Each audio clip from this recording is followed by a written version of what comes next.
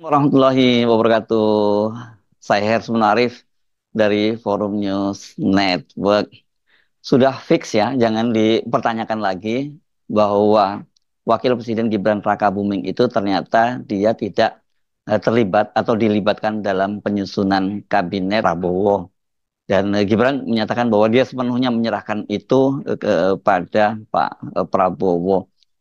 Soal ini kan sempat jadi kontroversi ya karena Gibran itu sebelumnya mengaku bahwa dia terlibat dalam penyusunan kabinet dan kemudian kabinetnya itu sudah hampir rampung 100% dan pada waktu itu banyak orang yang gak percaya gimana ceritanya Gibran yang ngilang beberapa lama terus mengaku terlibat dalam penyusunan kabinet gitu ya. Tapi kalau Pak Jokowi bagaimana? Ya, Pak Jokowi sendiri kan menyatakan bahwa dia tidak cawe-cawe, tidak ikut ngatur-ngatur itu, tapi katanya kalau ditanya dia akan dijawab. Nah, kalau soal Pak Jokowi yang ngomong begini, kita jangan terlalu percaya ya, karena sampai terakhir kan Pak Jokowi masih terus berusaha ya. Kemarin salah satunya ketika dia bertemu berdua dengan Pak Prabowo makan malam hari Selasa lalu, yang katanya Pak Jokowi lebih dari 2 jam itu katanya tidak membahas soal kabinet, tapi membahas soal politik dan ekonomi. Kalau omongannya Pak Jokowi yang dia menyatakan bahwa dia tidak cawe-cawe, jangan terlalu percaya. Pasti Pak Jokowi masih akan coba terus cawe-cawe bahwa kemudian usahanya itu atau permintaannya untuk memasukkan sejumlah orang ke kabinet dipenuhi atau tidak, ya itu sepenuhnya saya kira tergantung pada Pak Prabowo. Kita bahas saja soal Gibran. Soal Gibran dilibatkan dalam penyusunan kabinet ini kan menyusul pengakuan dari Gibran pada hari Rabu lalu ketika dia menghadiri uji coba makan siang gratis di SMA 70 Jakarta. Pada waktu itu ketika ditanya wartawan apakah dia dilibatkan dalam penyusunan kabinet, dia menyatakan ya, dia pasti dia dilibatkan dan menurut Gibran pada waktu itu kan susunan kabinet itu sudah hampir 100% rampung. Nah, banyak orang yang nggak percaya kalau Gibran ini dilibatkan. Satu, persoalannya adalah bahwa Gibran ini kan beberapa waktu yang lalu yang menghilang gitu ya. Dia menghilang setelah meledaknya skandal Fufu Fafa atau netizen itu aku yakin bahwa ini akun Fufu Fafa, akun yang mesum, akun yang kasar, rasis dan juga banyak mengolok-olok Pak Prabowo itu adalah milik Gibran Rakabuming. Dan kasus ini tampaknya sangat memukul Gibran Rakabuming dan keluarganya. Ini kemudian membuat Gibran itu menghilang dari pandangan publik setidaknya selama hampir 3 pekan. Gibran terakhir diketahui muncul di publik itu ketika nonton konser Bruno Mars pada tanggal 16 September di Jakarta International Stadium. Setelah itu dia menghilang seperti ditelan bumi ya karena di media sosialnya dia juga tidak aktif. Sudah lebih lebih duluan ini dia tidak aktif dan kemudian di muka umum dia juga tidak pernah terlihat dan ini kan tentu menimbulkan pertanyaan publik kemana Gibran menghilang. Kenapa? Karena ini kan masa-masanya sangat krusial ya.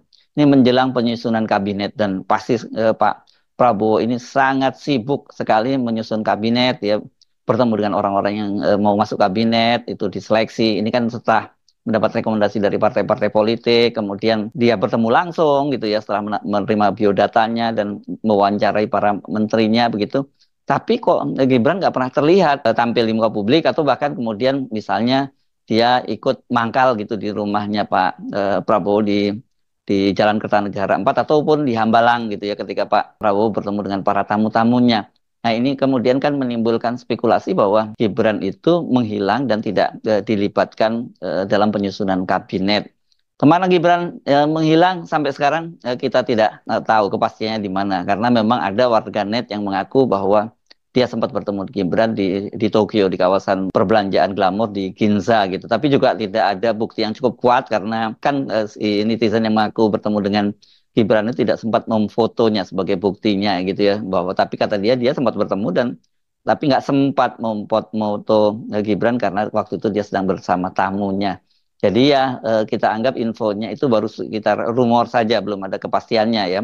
Kita tidak bisa menyatakan bahwa itu klaim bohong, tapi baru rumor lah begitu. Setelah rame-rame soal itu, barulah kemudian Gibran Rakabuming itu muncul pada peringatan eh, hari ulang tahun ke-79 TNI di lapangan Monas. Itu hari Sabtu lalu, dia berjalan di belakang Pak Jokowi dan Pak Prabowo serta Pak Ma'ruf Amin. Ini kalau kita lihat ini Gibran di belakang, ini yang di depan ada Pak Jokowi, ada Pak Ma'ruf Amin, dan kemudian ada Pak Prabowo, dia baru berjalan di belakangnya dan kelihatan sekali di situ ya wajah Gibran itu tanpa ekspresi gitu, seperti dia ada sisi itu fisiknya hadir di situ tapi pikirannya entah di mana. Kemudian dan juga wajahnya terlihat sangat lelah dan itu ditandai dengan kantong matanya yang membesar, itu tanda-tanda orang yang kurang tidur, mengalami kelelahan, stres dan sebagainya.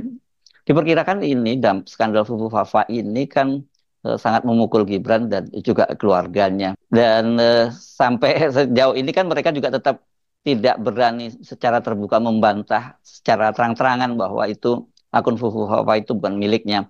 Hanya kan Gibran sempat ditanya oleh wartawan pada tanggal 10 September lalu ketika dia belusukan di Pasar Lawean di Solo. Dia waktu itu menjawab, ojo takon, dia takono sing duwe akun.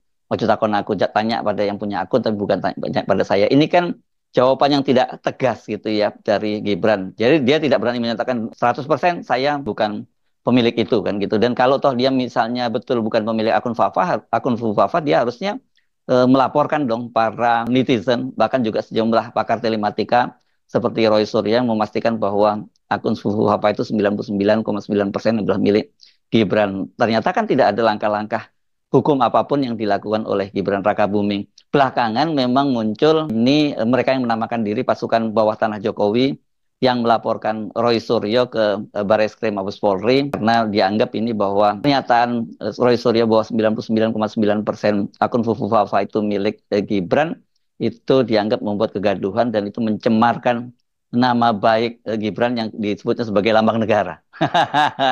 Ini ada anak presiden, bahkan belum dilantik menjadi wakil presiden disebut sebagai lambang negara. Walaupun sudah dilantik pun, dia sekalipun presiden itu bukan lambang negara gitu. Jadi memang agak kacau ini. Karena itu kemudian Roy Suryo balik menantang bahwa dia siap untuk dipanggil oleh Barreskrim, untuk diperiksa oleh Barreskrim, untuk mengklarifikasi apakah akun Fufafa itu milik Gibran atau bukan. Tapi sampai sekarang ini kelihatannya prosesnya tidak berlanjut. Karena menurut saya memang kalau kemudian diklarifikasi, para pakar-pakar telematika kemudian diundang sebagai saksi-saksi, saya kira ini akan makin memberatkan Gibran dan dampaknya malah makin, makin terbongkar itu ya, siapa pemiliknya akun Fafa itu. Dan sampai sekarang memang karena belum nggak diproses secara hukum ya tetap menjadi spekulasi dan kalau namanya spekulasi itu akan jadi rumor yang terus berkepanjangan dan ini akan makin memberatkan Gibran Rakabuming. Dan ini makanya sinyal-sinyal kecil pun oleh para netizen, itu oleh media itu kemudian dikait-kaitkan dengan Gibran.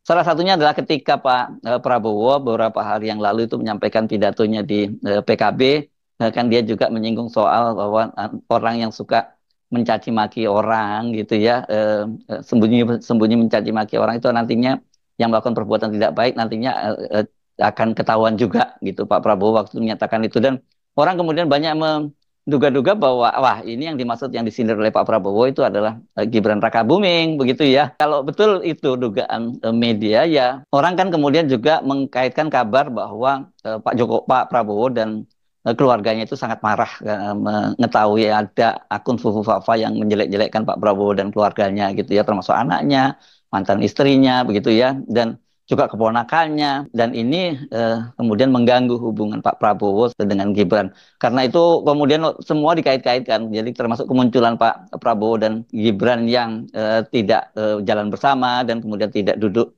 berdekatan. Itu kan di media sosial itu digoreng betul habis oleh para netizen gitu.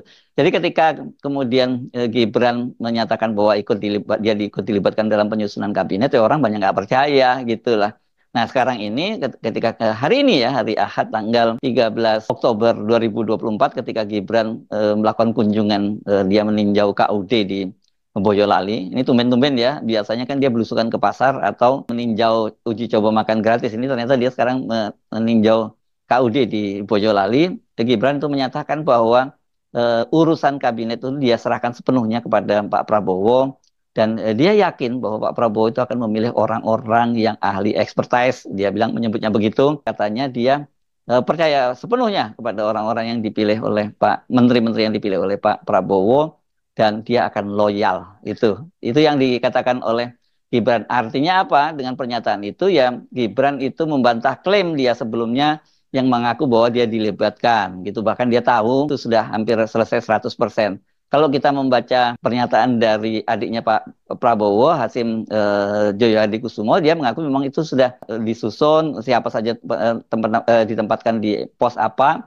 Katanya itu memang sudah rampung, tapi dia tidak menjamin bahwa itu merupakan hasil akhir. Karena kata dia 5 menit sebelumnya tuh bisa juga berubah.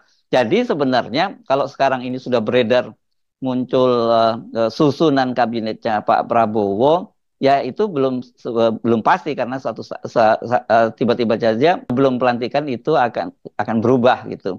Nah, kapan pelantikan itu? Ini sudah mulai ada konfirmasi Pak Jokowi ketika kemarin bicara dalam forum 100 orang CEO Kompas di IKN, dia menyatakan bahwa tunggu saja dan itu nanti akan nama-namanya mereka akan tahu dilantik itu pada hari Senin. Senin yang akan datang itu artinya tanggal 21 Oktober ya, hari Senin itu ya. Sementara serah terimanya pada tanggal 20 Oktober. Jadi tidak bersamaan karena sebelumnya sempat disebutkan oleh Pak Muldoko misalnya bisa katakan bahwa malam harinya itu akan diumumkan kabinet dan pelantikan setelah serah terima, bukan serah terima jabatannya ya, sebenarnya setelah Pak Prabowo itu dilantik menjadi presiden berpasangan dengan Gibran Rakabuming. Kabinetnya seperti apa? Ini sudah dipastikan bahwa semua partai politik yang ada di parlemen, bahkan termasuk partai-partai politik yang tidak lolos parliamentary threshold, tapi kemarin menjadi pendukungnya Pak Prabowo Subianto itu dipastikan akan masuk dalam kabinet.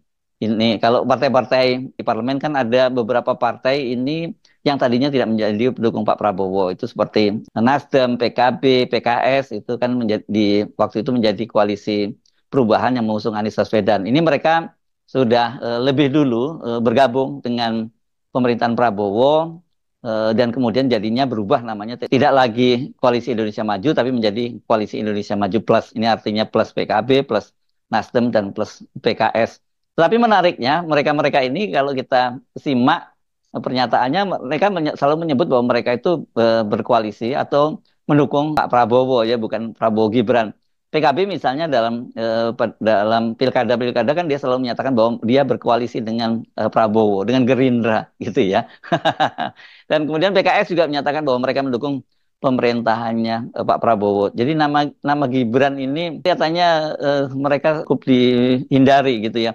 Bahkan sebenarnya kalau kita cermati pada menjelang pemilu lalu dalam kampanye-kampanye itu Demokrat yang belakangan juga bergabung dengan Koalisi Indonesia Maju setelah sebelumnya menjadi bergabung dalam Koalisi Perubahan itu tidak pernah memasang foto Gibran, yang dipasang biasanya foto Prabowo, AHY dan SBY ya.